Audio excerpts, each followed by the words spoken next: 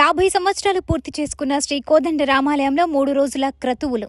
ఖమ్మం జిల్లా సత్తుపల్లి శ్రీ కోదండరామస్వామి దేవాలయంలో 50వ వార్షికోత్సవ సందర్భంగా త్రయోత్నిక దీక్షగా 3 రోజుల పూజా క్రతువులు వైఖానస ఆగమ నియమ ప్రకారం జరిపారు. 1973వ సంవత్సరంలో నిర్మించిన కోదండ రామాలయం 50 సంవత్సరాలు పూర్తి చేసుకున్న సందర్భంగా 22వ తేదీ నుండి 24వ తేదీ వరకు ఈ 3 రోజుల పాటు పూజా క్రతువులను జరిపారు.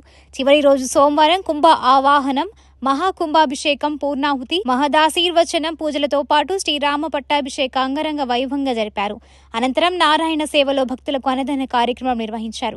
రాత్రిపూట లక్ష్మణ హనుమాన్లతో పాటు సీతారాముల వారిని పల్లకిలో మోస్తూ చేసిన శోభయాత్రలో ఆలయ కమిటీ వారు, భక్తులు, పురజనులు పాల్గొన్నారు. వానర సైన్యం వేషధారణలో ఉన్న కళాకారులు నృత్యాలతో అలరించారు. కేరళ మంగళ వాయిద్య కళాకారుల వాయిద్యాలతో శోభయాత్రను హోరెత్తించారు.